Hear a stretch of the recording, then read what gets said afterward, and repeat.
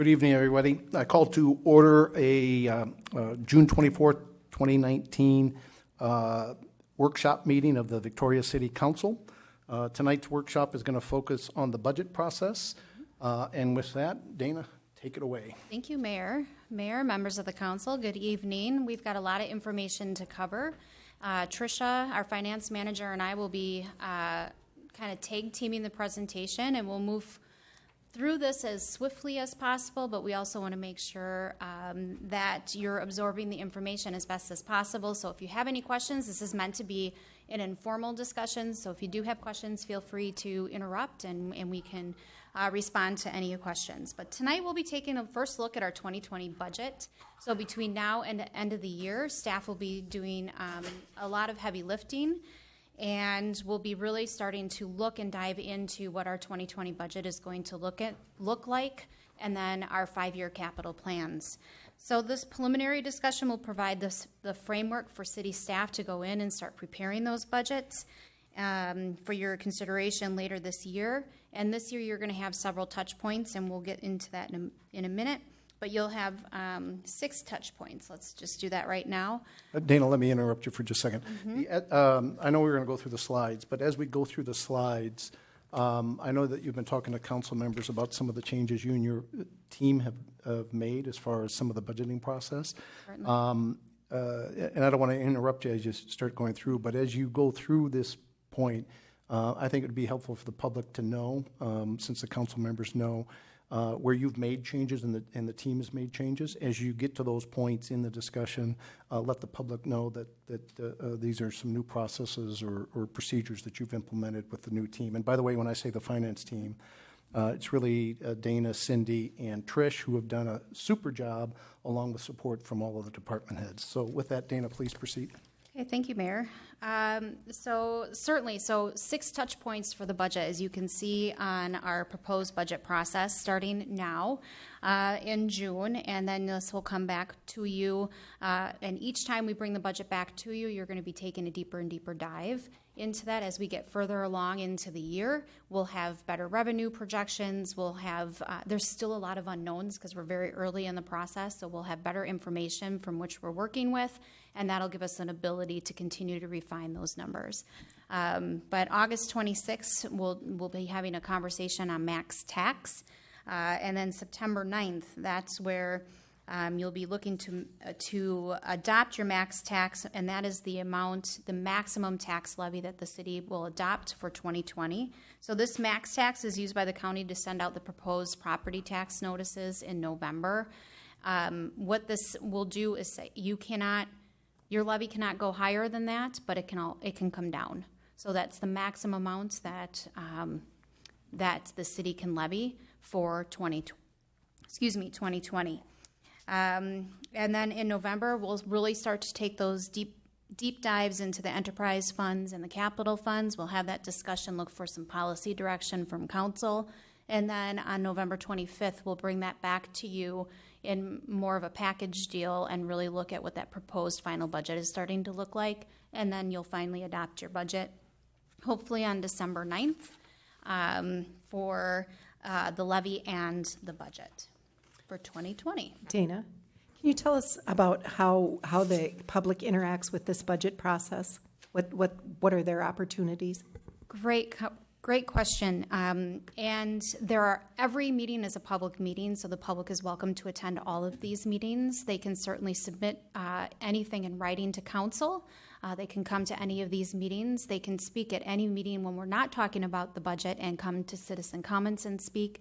And they can certainly reach out to either me or our finance manager, Tricia Pollock, to submit comments or to have questions. And then another thing I wanted to point out, which is probably different for our staff on the staff side, our department heads are a lot more engaged than they have been in the past. So we're really pulling them in and making sure that they really we're having good conversations individually with department heads, but also collectively as a team on what our pressures are, where our efficiencies are, how we can support and help one another, and then it allows us to be accountable to the budgets, accountable to the public. We all take our fiduciary responsibility very seriously, and we want to make sure that the budget that we're putting forward accurately reflects the policies and the directives that the council wants city staff to carry out. And also, there's the truth and taxation hearing in December. In That the December. public will have access to publicly speak on that. And they get Thanks, Cindy. sent that invitation through the county. Yes.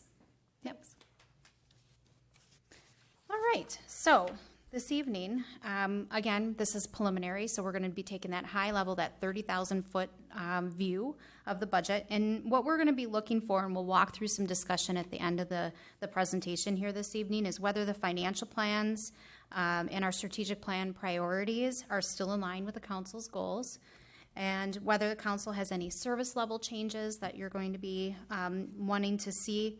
For example, yard waste disposal, that's come up, and that's not included in this preliminary numbers, but we've got some estimates, and so that would be an on top of that what we'd be looking at. So we'd be looking for policy direction on that and some other related items, and then any other policy direction that you have for staff at this time as we go back to prepare those max tax levies. So to start out, just framing the conversation, a base for beginning this budget discussion is that the city is in sound financial condition, and that's a great thing. So the city has contracted with Standard & Poor's, and that is to rate our bond agency. And when we issue bonds, we have to go through this rating process, and Standard & Poor's is who we contract out to do that with. And they have assigned us the highest possible rating, a AAA. They evaluate the city on a wide range of financial measures. This includes the city's financial position. So, for example, they look at hard numbers, they look at financial management practices and our financial policies that the council sets, and then they look at the economic conditions of the city and then a number of other factors that go into a formula, and that calculates out this risk. And so we've been assigned the highest possible rating, and that's important because when we go to borrow money, when we go to bond to do our infrastructure projects and these other long-term deals, we were getting competitive bids, the most competitive bids, and we're getting the cheapest price possible for our bonding. So it's really a good thing. It's a difficult thing to obtain a AAA rating, and it's even more challenging to maintain it. So we're working very hard internally as a staff to make sure that we're putting our best foot forward in terms of finances for the city so we can maintain that for our residents and for the organization. Another thing that we look at, so again, we try to, when we come with this preliminary budget, we try to look at everything that we can and try to use all of our knowns and predict what those unknowns are. But one of the factors that we look at, and we thought it was important to point out, is the impact of the legislative session and other governmental action. So each year there are new laws or regulations. Some are predictable, some aren't. Some have budget impacts, some have a greater or a lesser budget impact. But we all always look at that to see how that's going to impact our upcoming budget year. Some of these impacts for this year, thank goodness there weren't a lot of significant financial impacts with the legislative session this year, but a few of them. To note, no tax levy limits are set at this time. There was some reformulation with the LGA formulas at the legislative session, and while that bill did pass, Victoria unfortunately did not benefit from the revised formula, so we will still be receiving $0 in local government aid in 2020. Hands-free distracted driving bill, so that passed, and that's effective August 1st. And this is an example of one of those legislative outcomes that doesn't have a huge financial tag to it, but it's significant because there is a financial impact. Because we're now looking at our policies to make sure we're coming into compliance. And we've got a lot of people, when you think about parks and public works and public safety, personnel that are dependent and use their tablets and their mobile devices while they're in their vehicles to perform their jobs.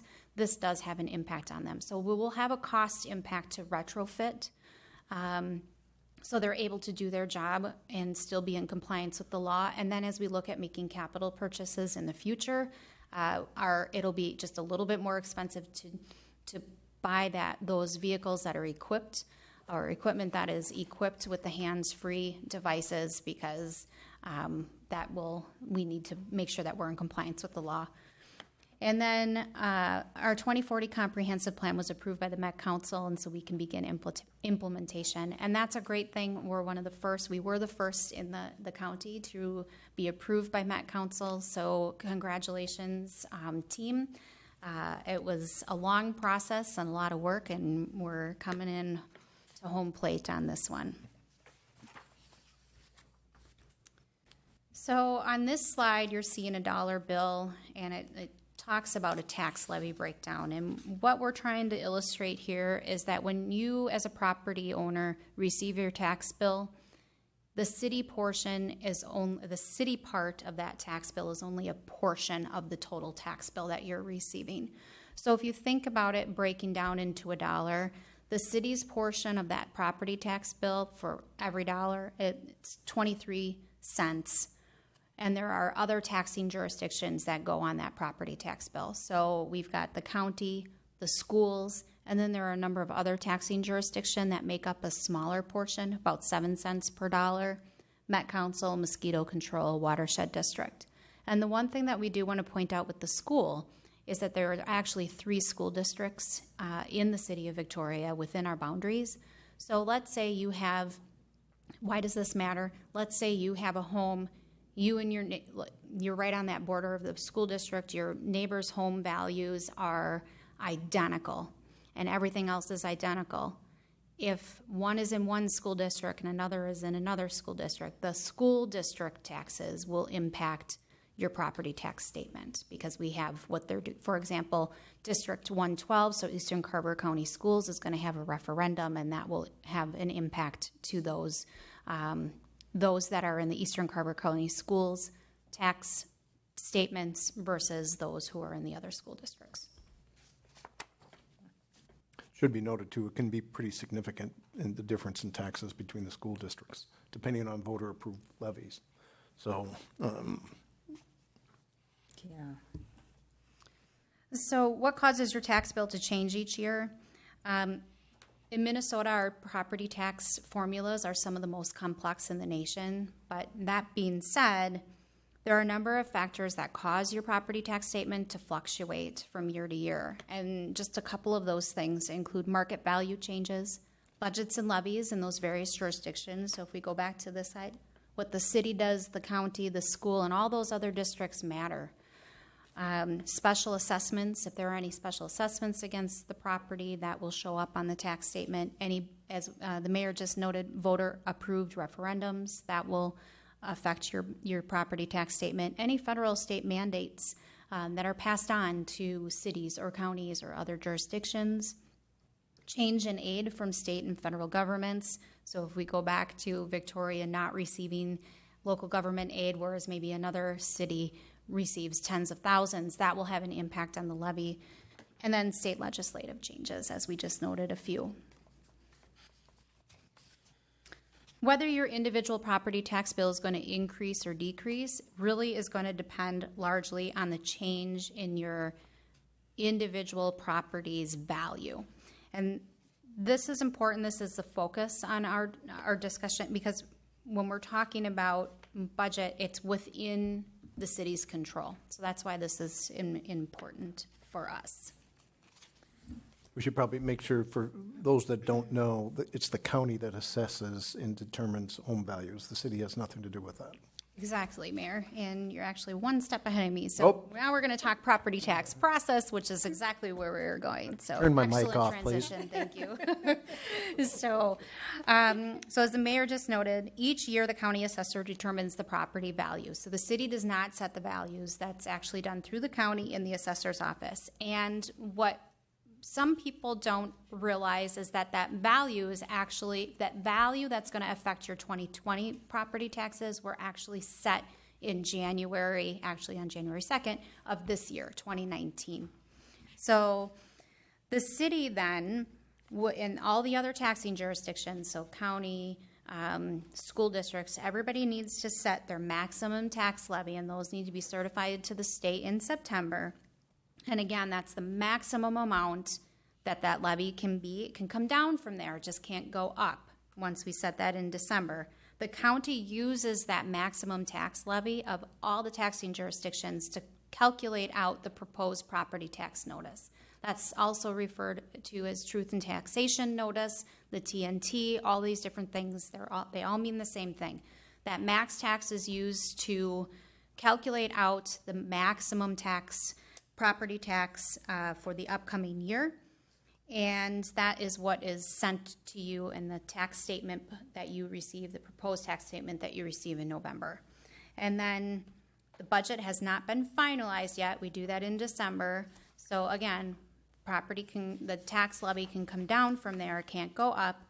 And in December, you'll adopt your final budget and levy, and that will be certified to the county. And from there, the property taxes will be finalized, and then you get your property tax statement in the spring. So one thing that we found was pretty cool, and we think that we encourage the public to actually go out and do this. And some members of our finance committee actually went out and tried this and really liked it. And so we do want to encourage people to go ahead and look at what your property tax change could be and what does that mean. And the county has a great tool out there. And it's Carver County Property Tax Department, and then there's a link here, but there's also a snapshot on the slide that shows it's really easy. If you know your parcel number or your address, you can put that information in there, and it'll show all the specific information and what those estimates are, and that it will change as we go through the process, so from proposed to adopted as well. And so the county has made this available. It's through the county's website, and we've got the link here. So anybody who wants to access this in the future can go back into our agenda packets and get this information to get the link directly. So switching gears slightly here, we're going to now talk about residential values, and we're really going to look at our current landscape, and this is going to be important for kind of setting the stage as we get into our budget detail later this evening. But this slide really shows how residential property values have changed over the years, and as you can see, we're really increasing.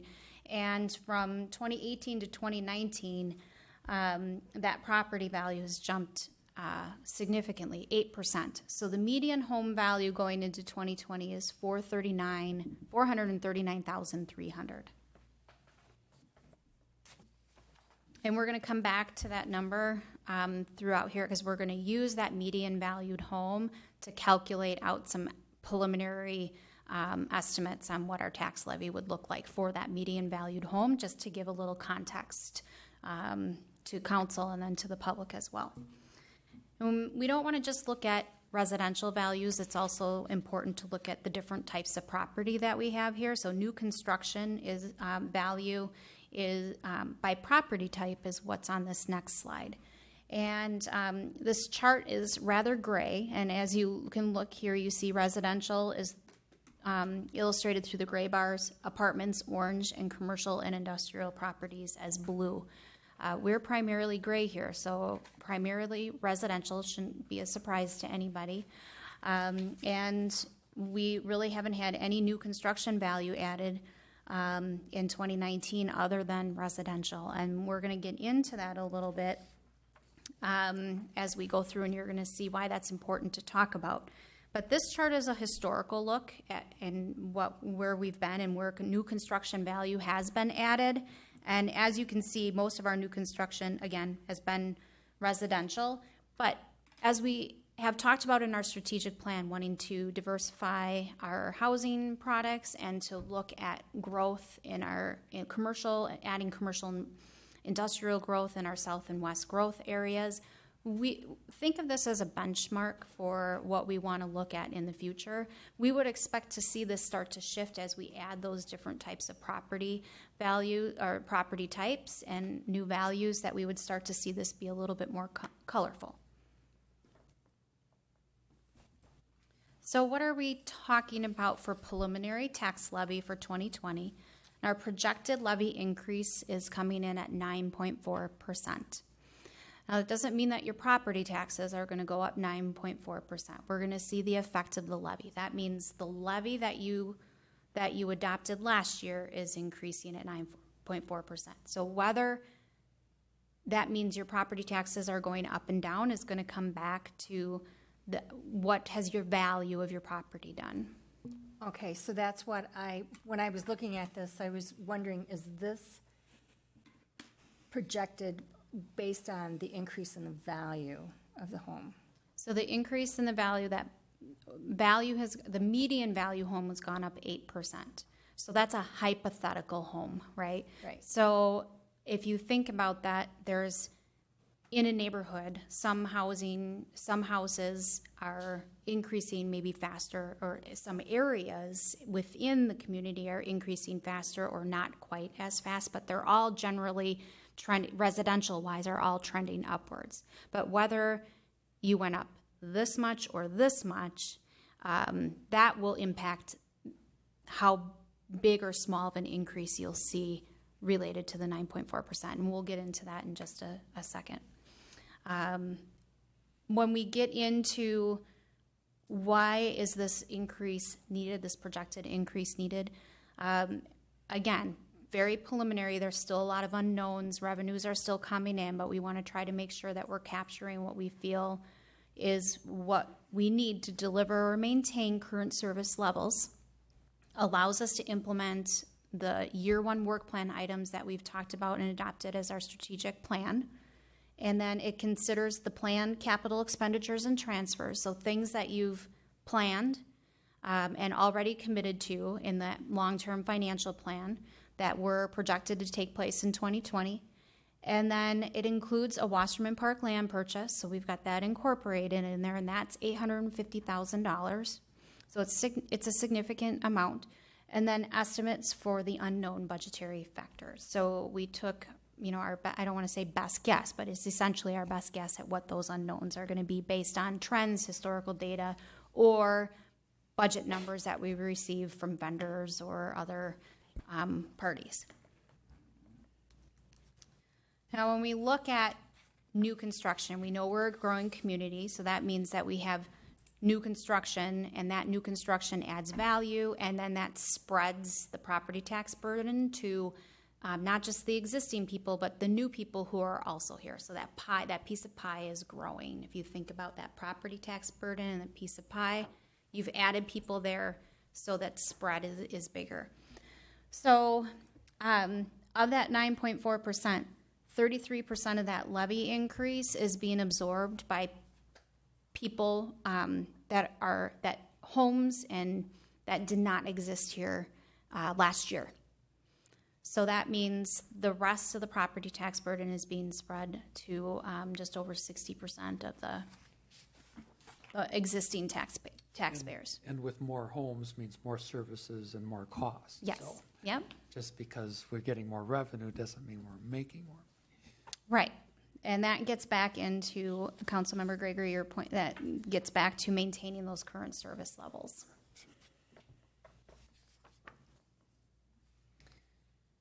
So we wanted to add a little perspective. So the market value for the median valued home, so that hypothetical median valued home last year in 2019 was $404,200. And that has, now we just said that median valued home is increasing, and that increase was 8%. So this year, for 2020, we're looking at $439,300.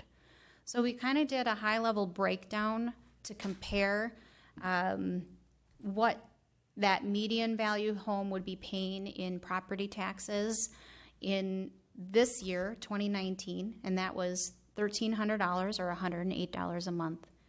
And with the value increase, what would that 9.4% levy do to the property tax statement for the city side in 2020? And that increase goes from $108 to $122 a month.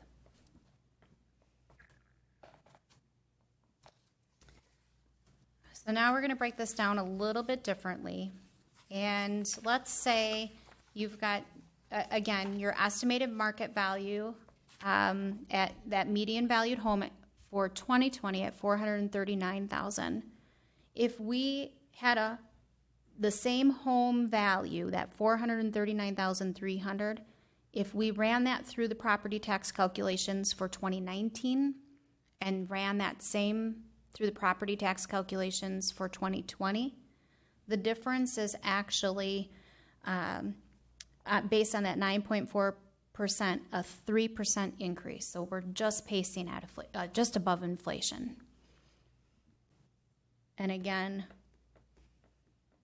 that's to maintain those current service levels, implement the strategic plan items, all of our planned expenditures, capital expenditures and transfers, Wasserman Park, and then the unknown budget estimates. That's what's driving that increase.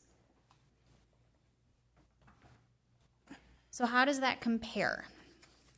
And it's one of the things we want to look at. What are you getting for your city property taxes? And for that median valued home, we said that monthly bill would be $122 if you broke it down by a month. So how does that compare to the other monthly bills that one's receiving? Your average cable and satellite TV bill is $150 a month. An average electric bill in the state of Minnesota is $127 a month. Your average natural gas bill in the state of Minnesota is $78 a month. And your average internet for 50 megabit service up and down is $60 a month. So we just want to put a little bit of that into perspective. And what you're getting for your $122 is sheriff and fire protection services. So when you call 911, that you get an emergency response dispatched out. Street maintenance, so potholes are fixed. You aren't driving on bumpy roads, that you have a certain condition that you want your roads to be. It maintains the road, mills and overlays, all that fun stuff. Water and sewer, so when you get up, you have clean water, you can flush your toilets, and then park and recreational amenities, trails, trail connections, and in the winter, our favorite, snow plowing.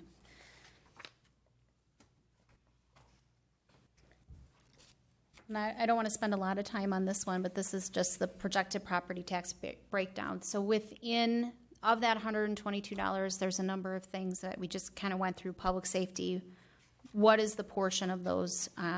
General government, parks and rec, public works, and debt service. So now jumping back a little bit to the change in estimated value and looking at those values again, as I mentioned, the residential values you saw on that earlier slide, a general trend that's an upward trend. So that residential trend is really we're right about hovering around 8%. And if you look here, you're seeing on that commercial side, so while we didn't add any new commercial value, what's here today is actually decreasing in value at almost 8%. So that's not unique to Victoria. That's actually a trend within the metro. And what we've seen since the recession is that residential homes are actually increasing. Those values are increasing at a faster pace than commercial properties, not just here, but in the states, in the metro. And those commercial properties just haven't rebounded like the residential properties have. They've either been stagnant or they continue to decrease.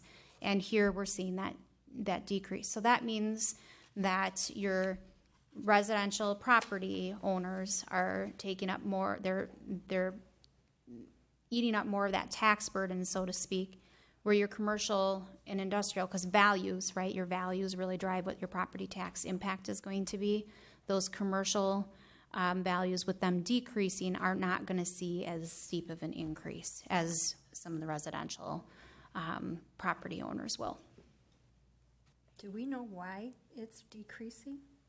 There's a number there, Council Member Black. There are actually a number of reasons, and we could probably spend a whole workshop talking about that.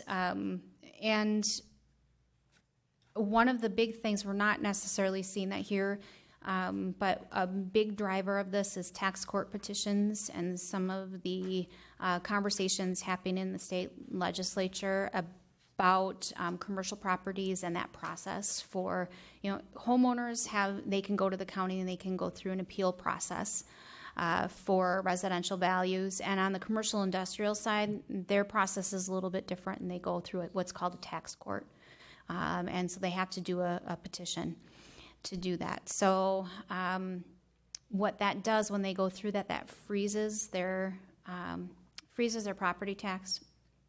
And they'll go back 3 years and look at 3 years worth. And then depending on where they settle, a city could be on the hook for paying back if they found that the value decreased. A city could be on the hook for paying back those taxes. So, Okay. Thank you. all right. So now this is just another look. So same type of information, just another way to kind of slice and dice things. So this gets back to really looking at, and for this slide, just to simplify things, we combine residential and apartment and then commercial and industrial. And what you're seeing here is historically, again, a historical look back, that historically Victoria tax capacity, it's in the residential. 98% of that is coming from residential. And we want to look at this because, again, we've talked about our strategic plan wanting to diversify our housing types. We wanted to enhance our local economy. We're looking at developing the 13.5 acres with mixed use type of things. That includes retail and different types of housing products. And then as we look at our south and west growth areas in our commercial district, we wanted to capture this as kind of a benchmark. And again, as we move forward and as those things begin to develop, we would expect to see this chart shift and become more orange bar, that orange bar coming in deeper into that blue area. So we're growing that value and that capacity in the commercial area rather than just in the residential area. Also, during our strategic planning session, we talked about adopting some market cities, peer cities. And what does that mean? The idea is to use these cities year after year to compare ourselves to for our budget process, and to also compare ourselves to when we are considering programs and services and changes or enhancements or decreases to programs and services. So these are 12 cities that staff are proposing to be market cities or pure cities. And we're proposing these because they essentially embody similar qualities: population or demographics, budget and levy. They're in a similar development or growth cycle as Victoria, their number of employees, and or geographic location. So of these 12 cities that are being proposed, we also think it's important to note that we really looked at cities throughout the metro and did this in collaboration with our compensation and job classification consultant, David Down and Associates, DDA, and they helped us identify and make this recommendation. We're going to make this a policy so that we're always using apples to apples comparisons. Thank you, Mayor. Yes, actually, staff has talked about memorializing that into a policy. And when we talk about compensation and classification study and bring that data forward to council, staff has actually drafted a compensation philosophy that would include those market cities, and that would be adopted as a council policy. Thank you.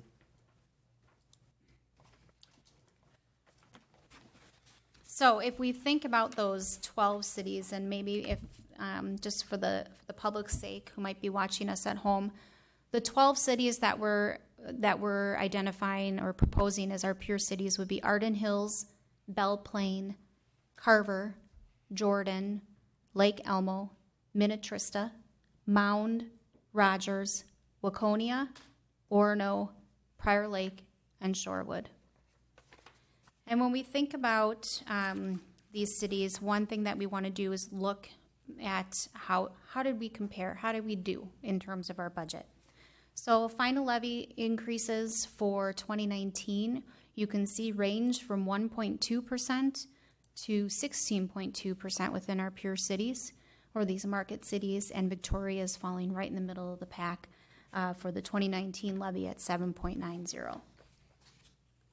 And then we don't want to dismiss our neighbors, and so we think it's also important to be looking at what's happening in our neighboring cities within our county. So here is a look at our levy increase in 2019 for Carver County cities.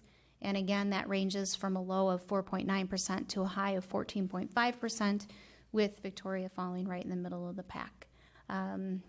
So that is that. And now I'm going to take off and pass the baton to our finance manager, Tricia, to take it from here. Thank you. Good evening, Mayor and Council. This first slide shows the relationship between the tax levy and the property tax capacity rate, or the absence of a relationship. So what we want to convey here is that it's really the value of the properties and the changes to the state law that determine the property tax rate.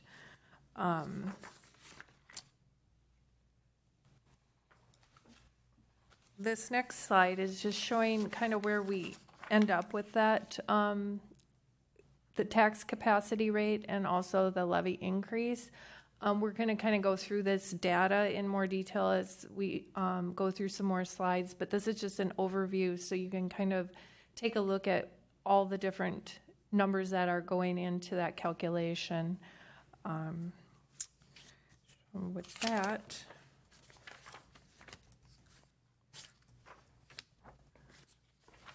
how many dollars is a 1% change in the levy?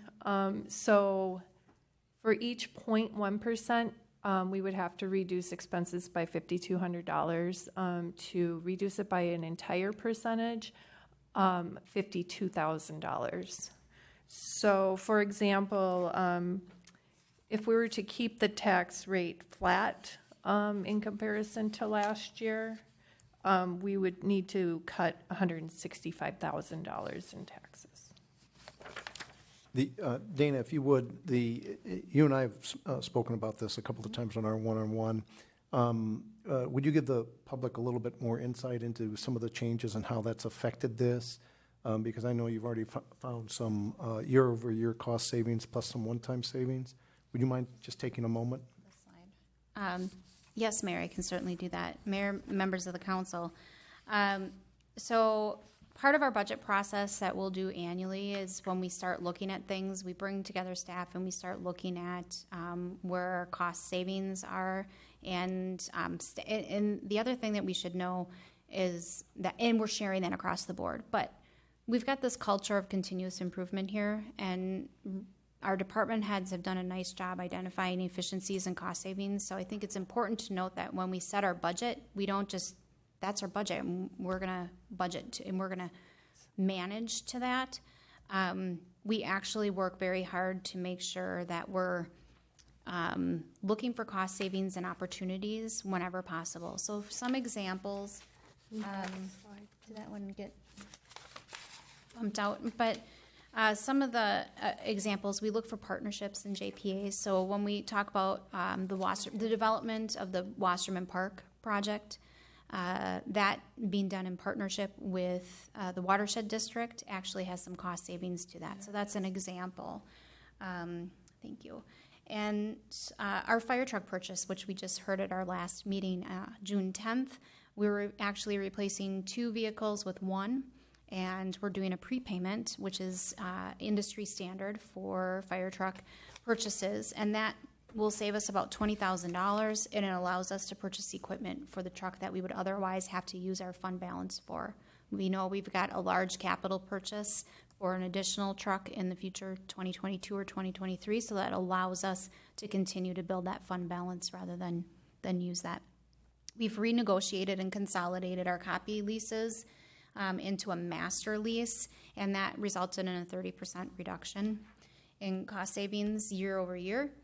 Banking services, we're now taking advantage of a state rebate program. So based on our current expenditures with our procurement or credit cards, we're now part of the state contract that allows us to receive rebates.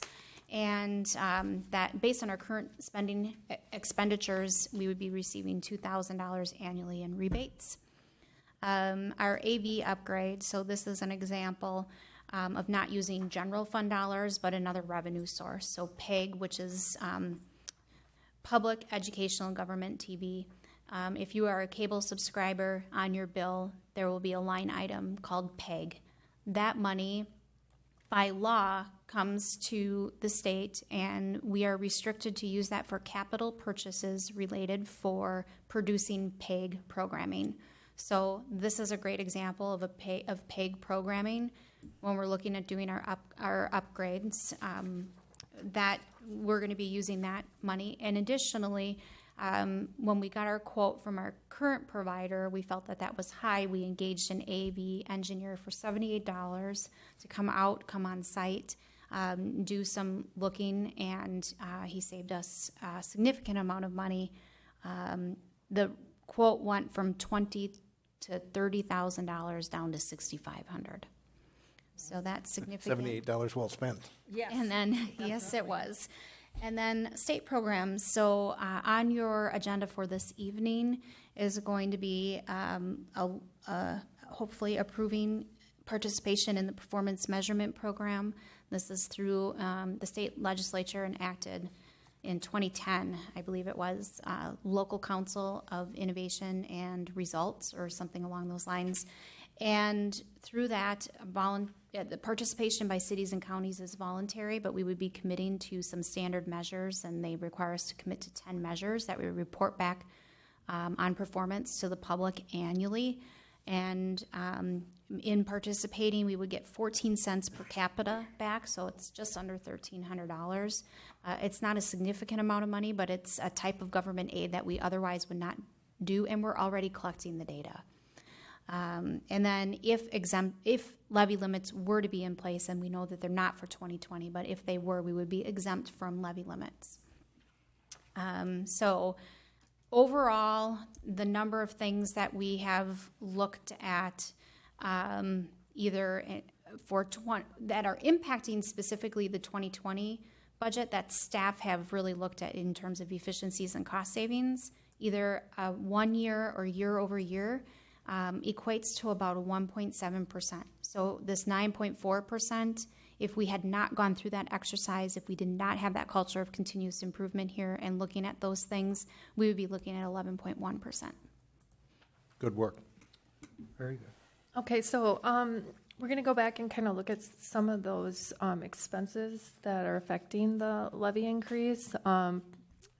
The personnel cost increases, salary market adjustments are unknown until after that study is done. Health insurance premiums come in usually later in the fall, so we're just putting in a estimated increase currently.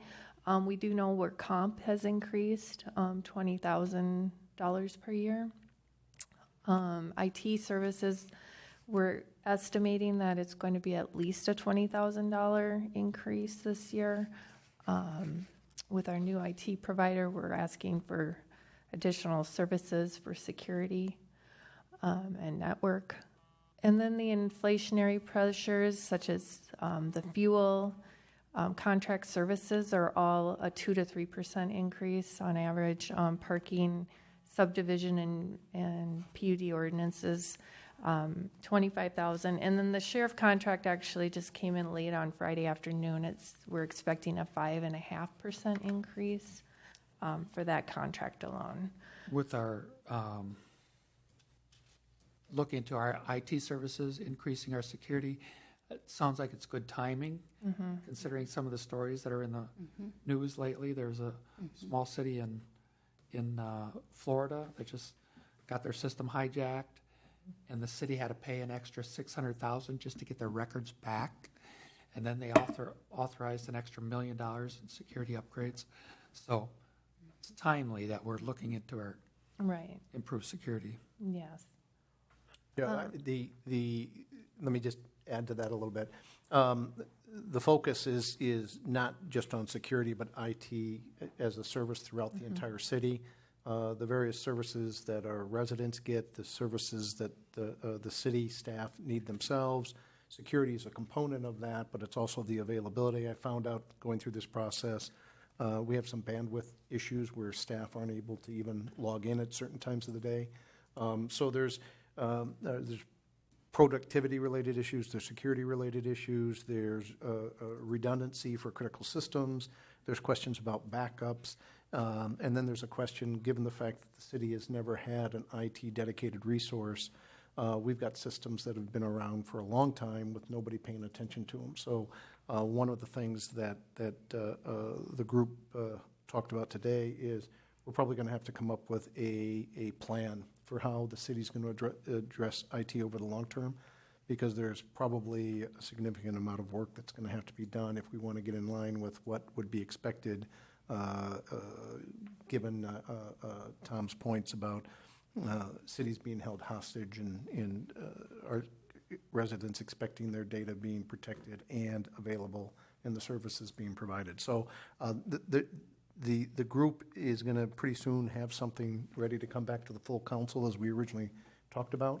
But I think I'm somewhat concerned that this is going to be an expensive proposition given the fact that nothing's been done for years. And so we're tackling that. Go ahead.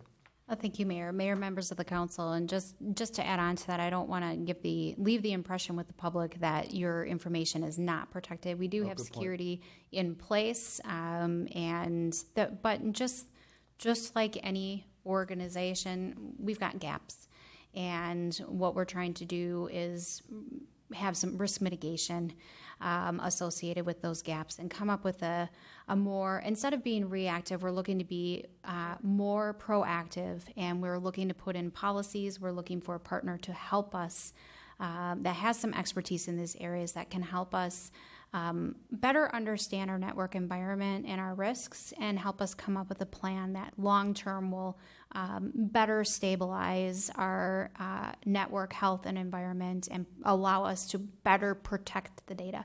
Not to suggest that our data isn't being protected. We do have those things in place right now. So, and let me be clear for the public.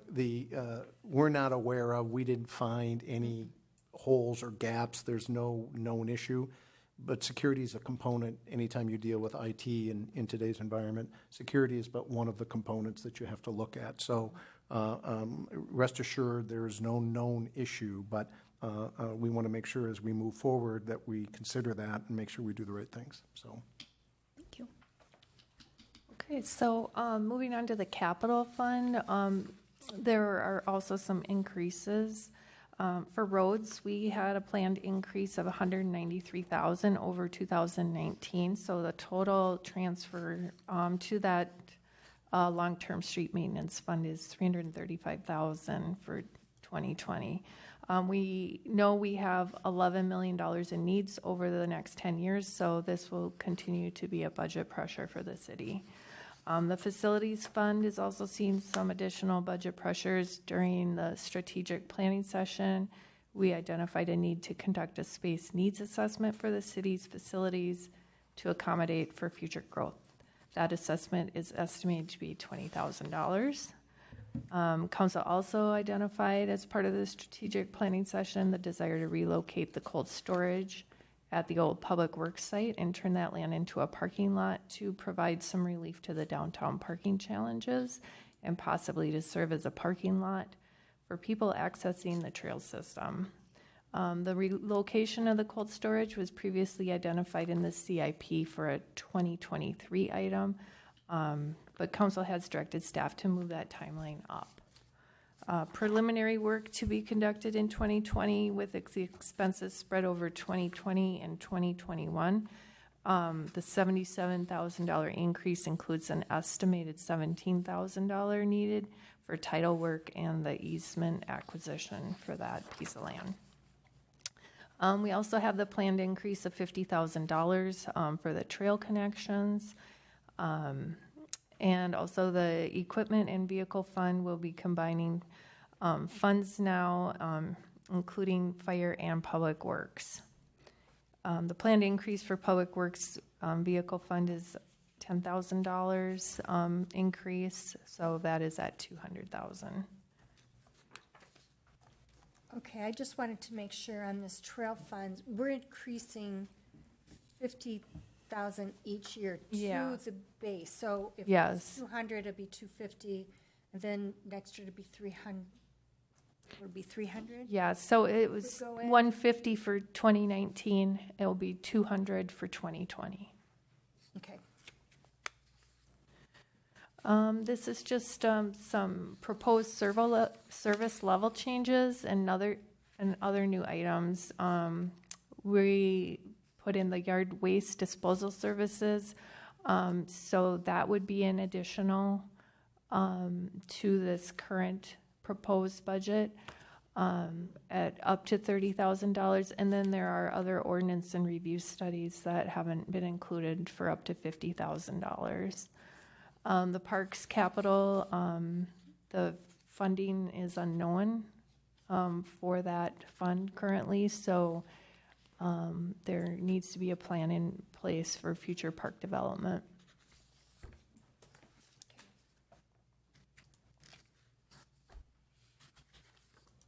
What's driving the projected increases? The city's a service organization, and a very large percentage of costs are for personnel to perform the government services that do not have other fees associated, for example, fire and sheriff. All of those increases directly affect the property tax levy. And then there's proposed service level changes, like yard waste disposal and implementation of the Emerald Ash Borer plan, maybe in addition to the base, unless it's offset by other charges.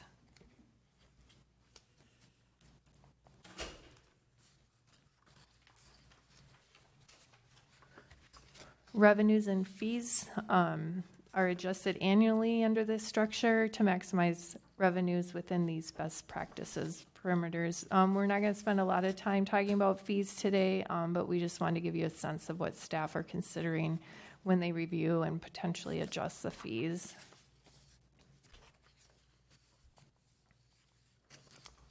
This shows the source of revenue funds for the city. As you can see, 80% is from property taxes. So the charges for services do not impact the revenue a whole lot. We obviously will be looking at those fees a little bit later, though.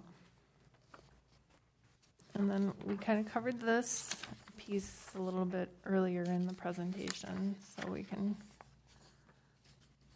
And then, Dana, did you want to talk about the future pressure? I can do that. Right. So when we're making budget decisions at the staff level and then at the council level, we're not just looking at what's happening next year or what's happening right now.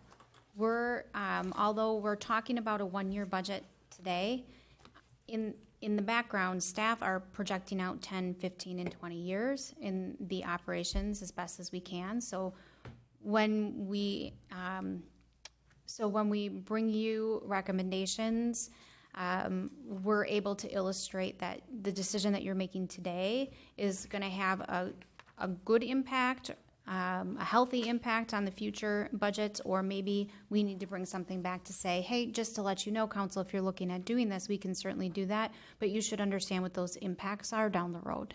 And so we're able to do that because we have multi-year budgeting process in place, and staff are looking at that regularly through the process. So while we might not be talking about things 10 years and 15 years now, please know that we are looking at that behind the scenes. But what's placing future, what are those future pressures? What's putting pressure on our budgets? And that's growth.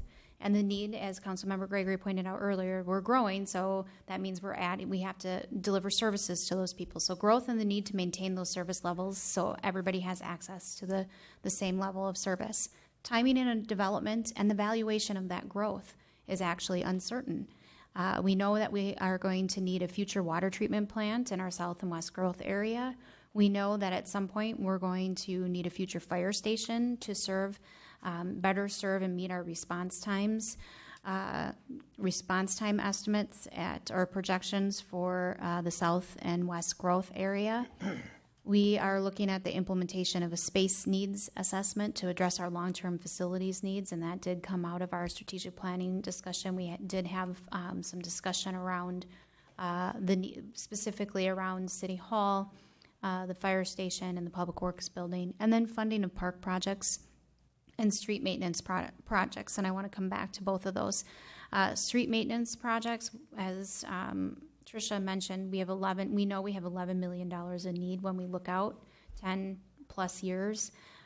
So making and sticking with that planned increase is only going to help us to reach that need.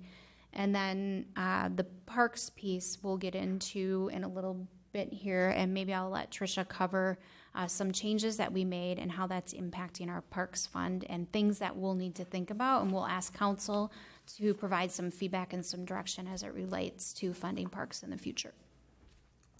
Okay, so as we look at the Parks Capital Fund, without funding, the Parks Fund will be depleted by 2023. There currently is no dedicated revenue source for the Parks Fund. Since we set up the separate Trail and Parks Fund, we are funding the trails with that transfer that we're making each year. However, the Parks does not have that same type of commitment, so it's something that you need to think about for the future development of parks, because right now for the projects that we do have planned, there's only going to be enough fund balance in there to take us to 2023. This is just a slide showing kind of the percentages and amounts of our fund balance. We do have a policy that at the end of the year, we need to have 30% of next year's expenditures set aside. So that is what we're doing. And as the budget increases, so does that amount needs to increase with it. You'll see the Revenue Stabilization Fund. That is also a fund that we have been collecting over the past few years when we have excess revenue from building permits. There is a policy, there is a cap for that. It is 4 years worth of the expected revenue in case we have a turn in the market again.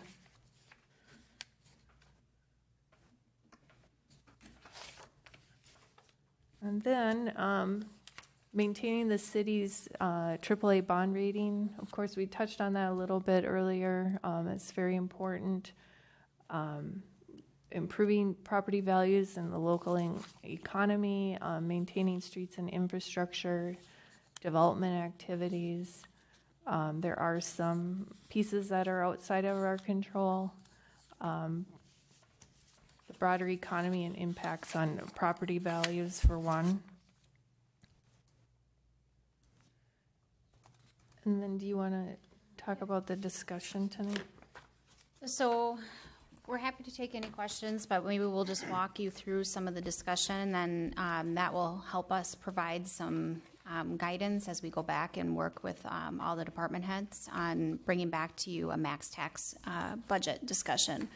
So if you recall, a few slides back, we talked about our proposed market cities and how we decided on those proposed cities and which 12 that they would be. And so does council agree with these proposed market cities? And if so, we will capture that in a policy and bring that back to council for adoption. Yeah, I like them. The only question I had is you had Prior Lake in there, which is a population of a little over 25,000 and a budget just under 13 million. Is that they're there for?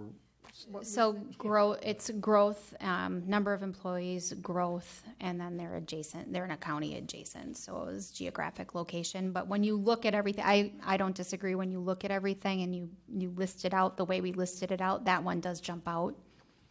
Mm-hmm. But What's it's the, similar to us in terms of growth, and there's a lot of other similar factors besides those two. That's correct. Got it. at what point would these cities be reviewed? Every 5 years, every 10 years, every year? What's our strategy, just simply because of things change? So, Councilmember McMillan, members of the council, what we would propose is that because we don't necessarily want a moving target, we would look at them annually to make sure that they still reflect kind of the attributes that we're looking for to compare ourselves to. If all of a sudden Carver, for example, had an explosion in growth and they went to 40,000, they're not going to be market to us anymore. So we'd be looking at those and be making recommendations for changes, but we don't anticipate a lot of significant changes to it because we don't want, part of the purpose is to have a set of data and cities that you're comparing yourself year after year, but we would do an annual review. So are these, you picked these based on their value, property values, or their growth, or percentage of tax, or? So they were based on a number of different things, population, number of employees, types of services. So do they have police departments? Do they use sheriff's services? All sorts of different things like that. Where they are in their development or growth life cycle as a community, tax levy, and population. Okay, great. So I'm fine with those. Yeah, Judy? I'm fine with them as well. Mr. Gregory? I'm fine as well. And going back to Prior Lake, would it make sense to swap that with Chaska or Chanhassen because they're about the same population, or aren't they in the growth area that you're looking for? So Councilmember Gregory, members of the council, we would be looking at our other Carver County. So we'd be looking at Chaska and Chanhassen anyways on a different, as part of our, when we look at our county. Okay. Deb, are you okay with this? Yes. Tom, I know you just, I'm okay. okay. Yeah. It sounds like it's unanimous. Okay, we'll bring back a policy then, thank you. And then are there any, we went through a lot, and again, it's very preliminary, but are there any additional items that you would like us to consider or bring back to you for future meetings? In terms of the budgeting process? Yep, anything that would be helpful for you to, kind of goes with the last question, and additional information that would be helpful for your policy decision-making. And it's okay if you don't have anything specific now. I know we threw a lot of information at you. And I know that it's a moving target, but that 13 and a half acres there's gonna be an investment on behalf of the city for that parcel of land. So we should kind of understand what that looks like and how that will impact the budget. That's the great unknown. Right. Yeah. I have some concern on the parks. What is the big driver that is going to cause our park fund to dry up? Even because we've gone many years without that happening. What is happening, or what's the dynamic? So a couple of years ago, the fees were changed for the way we collect the park revenue. We were doing it on a per building permit basis. Now it's kind of goes back to the development agreement and whether or not they have land to dedicate for parks versus they pay for it. So it's a really unknown how much, and it depends on how many plats you get in a year as well. So that's where you wanted to go over all the fees. Right, because that did change, and we didn't really feel the effect of it until this now, because we still had a lot of home permits out there that hadn't been collected yet that still had that fee attached to them. In retrospect, did we make a mistake by changing our approach? I don't know that it was a mistake. There was other considerations that were made when they made that decision. And Anne could probably speak to that a little. Well, and I would more detail, but just add, I apologize for interrupting. I would just add that it becomes a future budget pressure for us. So we need to, and one of the things that we're going to be bringing back to you as we get deeper into this budget are some options on what we could do to address we have to find a funding source or we won't be able to do parks. And part of what's driving this depletion of the budget is that you already have programmed in your CIP some park development projects and some large purchases. So without a funding or a regular funding revenue source streaming in there to help keep that fund balance where we want it to be, we're just going to have to find another way to do that. And So I'm trying to remember when did we make that change? Was that 1 or 2 or 3 years ago? I believe it was in 16 or 17. 17. So was that because of 2017. They were looking at, pressure, competitive pressure with other cities, what other cities are doing? it had to do with, Ann's going to explain it a little better. I'm not quite sure how to word it, but. Sure. Mayor, council, so the Builders Association actually had contacted the city to look at some of the fees that the city was charging, and the Park Dedication Fund was one of those fees. There was 2 dedications. There was through the developers agreement, so there was park dedication, and then there was called a recreational facilities fee. That was tied on to the building permits. And when we looked across the entire state, there were hardly any communities that were charging such a fee like that. So there was a little pressure from the building community in order for us to change that. So was that just a change? So there were 2 separate ones, park dedication fee and then the recreational fee? Correct. And we got rid of both of them? Just one, just the recreational fee. Okay. So we still have the park dedication fee, and what drives that is development. So we get a percentage of cash and or land through the development process, which then provides us revenue. So as builders opt to provide land, that means the cash balance in this account goes down. Got it. Or we just don't get that cash. So we'll take the land instead. So with our comprehensive plan, I mean, it kind of goes like from bang, bang, the comp plan we use for where we're going to locate parks. So when a development comes in, we evaluate that development singly, but then also in a bigger scope. So there's always an effort to try to get land and cash within multiple developments, or we get cash from one, land from the other. So, but that right now is our revenue stream for park I always development. thought we were going to have a problem because the development fees was covering these neighborhood parks, basically. And I understood that the problem was going to be when we needed some larger parks, some multi-neighborhood parks like the one by the rec center, that we'd run into trouble because the fees we're collecting from the developers didn't cover that. So this is over and above that problem, which the next time we have to build a big park, there's no money there. But we have funding problems besides that. So we really need to set up a source for funding that park other than just the developer fees. So Dana, could this be as simple as taking the trail fund that we created 1 or 2 years ago and just broadening that scope? And then we fund that, I think, out of the general fund with the transfer.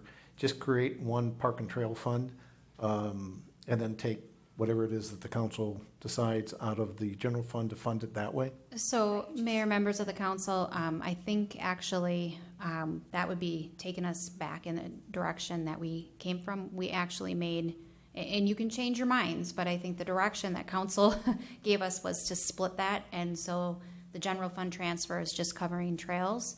Now, that doesn't mean that we can't change that and go back to that, or we can't do something different. And then what we can do is really take a deeper dive. We can put our heads together with Ann, Tricia, me, the other department heads, and bring back some options for council to consider as we continue to move through this. Because remember, you're going to have 6 touch points on this budget before you adopt. So I guess I'm fine with it either way. I'm just looking for a simple way to address the problem, right? When we made that discussion, I don't think at that time we understood that the other source of funding was basically going away because of the changes made earlier. right? Now that we're aware of that, does it still make sense to keep that and keep separate funds? You know, at the end of the day, I guess however we do the books or however we do the accounting is less important than having the funds there and having an identified source to contribute that money. So I would ask that you take a look at this and come back with options for the council to consider. It just seems simple to me to just create one fund and then we could service either parks and or trails. To me, the two are connected, since the trails connect the parks in our neighborhoods. Council? Mr. Mayor, as the council person that initiated the transfer, that made the request that we start doing this because we were ignoring trails, and people were complaining about trail connectivity, and we would have a meeting and say, well, that sounds good, we need to do something, but we have no money to buy.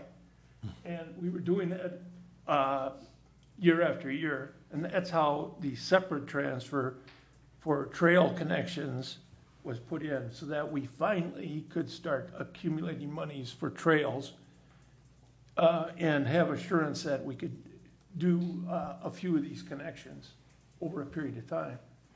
So I'm pleading the case of leaving them separate. That's fine. The key is that we fund it, right? Right. Yeah. That's the important thing, whether it's one account or two, and I'm fine keeping them separate too.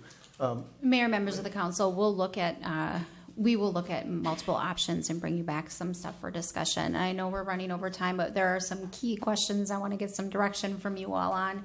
And one of those is there council direction to add or cut services in order to increase or reduce the levy? I think you named, the yard Yard waste waste? thing. I think we want to consider that. That seems to be a, Hot topic. And Mayor, members of the council, as we go through this process, with each discussion and with additional information, we will continue to ask the same question.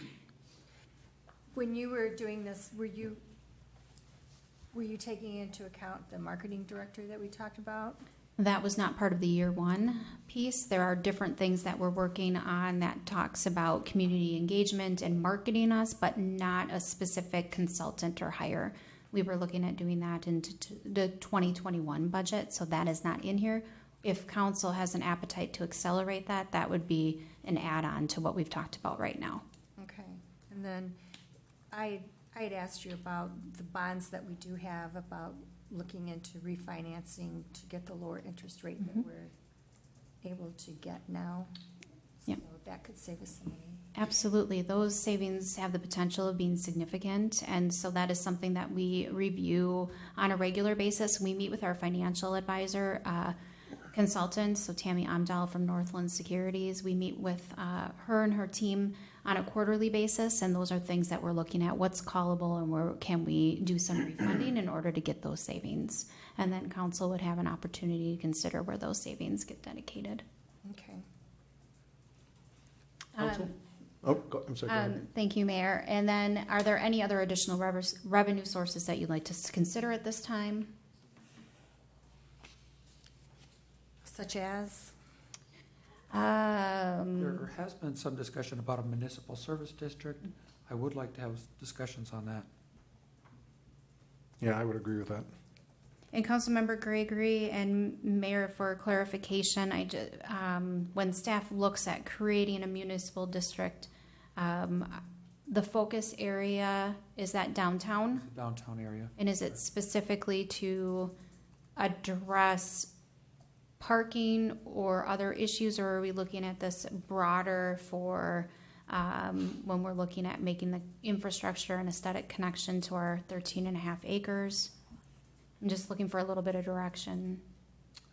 I think parking is probably our main focus, but then there's additional things that come up like beautification and those little incidentals, but I think the main focus should be parking. can you help me understand what that means? Is that like a taxing district within a commercial area? Yes, it's Got a it. special taxing district. Yeah, and I think this requires a deeper discussion. I think we have to explore this, at least look at it, because it's possible with some of the requests that have come in for the beautification over on the east end,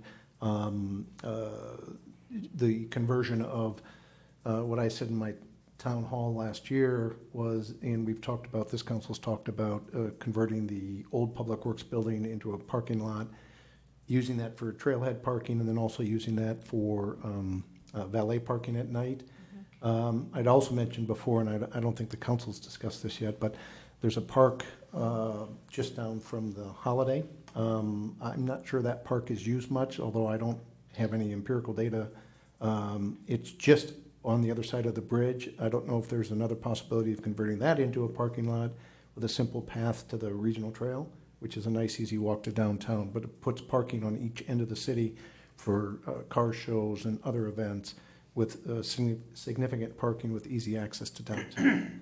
So I just think that these are discussions that we need to talk about, but this taxing district would be focused to do things in the core downtown, if you will, from the east end all the way to the west end. Thank you, Mayor, members of the council. That's actually very helpful, and I don't disagree. This would take we would want to do this in a separate workshop and not incorporate it into it. Correct. So we'll work. Our community development director, Pat Smith, is probably going to be the point on this. Congratulations, Pat. I'll work with Pat to identify some time, and we'll bring that forward as a separate discussion. The last thing we want to do tonight, and I know we're super over, but the one thing we are looking to really get some direction on now, we've talked about the pressure that we're having in the Parks Capital Fund, and we know that we've got the Wasserman Park land purchase, and we're going to be looking at doing the construction, and that's also part of our adopted strategic plan to have that project finished in the next 2 years. Probably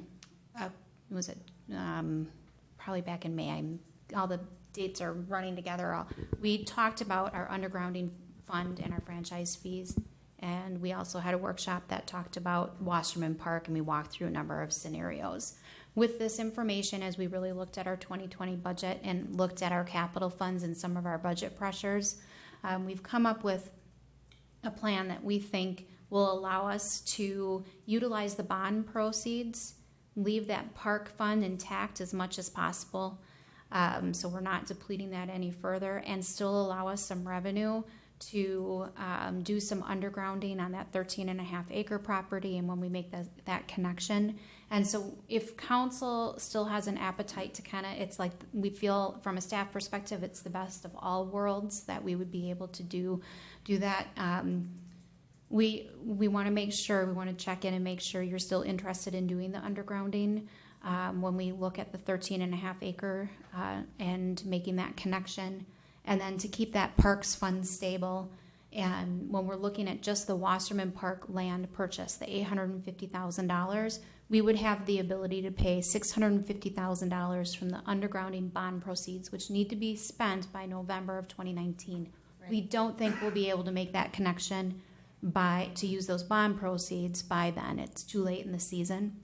So we think this would be a good use, but it would be a change in policy. And then $200,000 from the Parks Fund balance, and that would fund that land purchase. If council's comfortable with that direction, we would prepare the budget with those assumptions for max tax.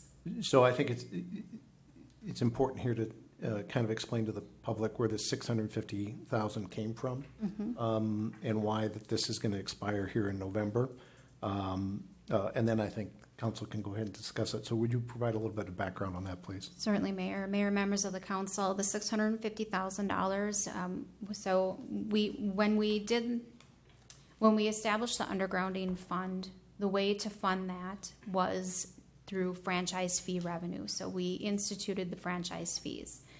We did that with the intention of doing one project, and that was for the Excel, in conjunction with the Excel substation project. We anticipated and got quotes from Excel that project would be about somewhere between $1.2 and $1.7 million.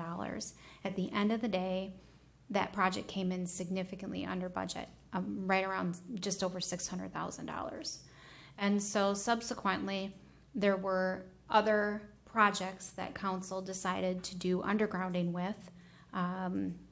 And I think it was the Rose Street parking and then Tiger Lake Lane. And so now with those 3 projects, there's still money left over. And that's the $650,000. So when you go and bond, you get that money up front because you're bonding for what you think that project is going to cost. And because that project cost came in so under budget, we now have these bond proceeds left over. There are rules that stipulate what a city has a certain amount of time to spend that before they are in what's called arbitrage, and that means that you're profiting essentially from revenue that you shouldn't have needed. So you have a certain amount. I think it's 3 years that you have to use these, and those bond proceeds can only be used on authorized uses, and that authorized use is what's stipulated in the resolution that was approved by council. We did check with our bond counsel, and our bond counsel did indicate that purchase for Wasserman Park is an appropriate and aligned use with the resolution that council adopted, so we could certainly use that bond proceed money for that. We just need to spend that before November of 2019, or we're looking at an arbitrage risk. So this is cash, this is cash in the bank right now in city accounts. Yes. So instead of having to go and borrow more money, we can at least pay for the property, which we've already committed to do, to the watershed, using these funds, and we avoid the arbitrage, and we own the property. That piece of it's done. We can talk about the amenities later, but at least this way the property's owned. That is true, Mayor, members of the council. It would actually reduce the amount that we would need to bond for in order to complete the construction for the park amenities All right, and perfect. infrastructure. Council, agree, disagree? The risk of not spending that money, the arbitrage, could affect our bond rate. Absolutely. So that's some of the importance. You're in I'm agreement? great with it. I think it's a good idea. Yep. Agreed. I think it's unanimous. Yeah, I'm fully supportive of that. Thank you. Are there any other questions or discussion items? The 200,000 is not going to impact our park fund to a point where we're concerned? It impacts it, but not to the point where we're I do have a draining it question. completely. How good is our tax capacity number that you've used in your model so far?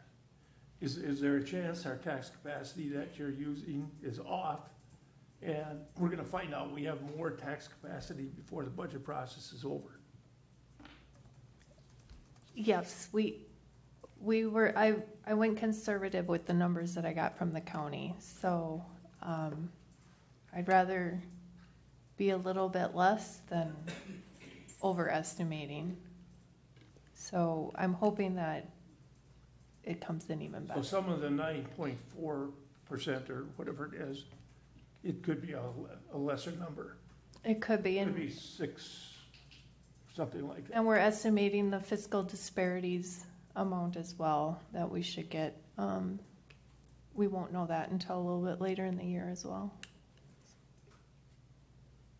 So you're really kind of taking almost, in simple terms, a worst-case scenario. Absolutely. Okay. All right. Any other questions, council? Nope. Okay, David, do you have Thank you. more? I don't have anything else. Thank you, Mayor, members of the council. Okay, thank you. Since I called this to order, can I have a motion and a second to adjourn the workshop? And then we'll take a 5-minute recess before we start the council meeting. I'll make a motion that we adjourn. I'll second.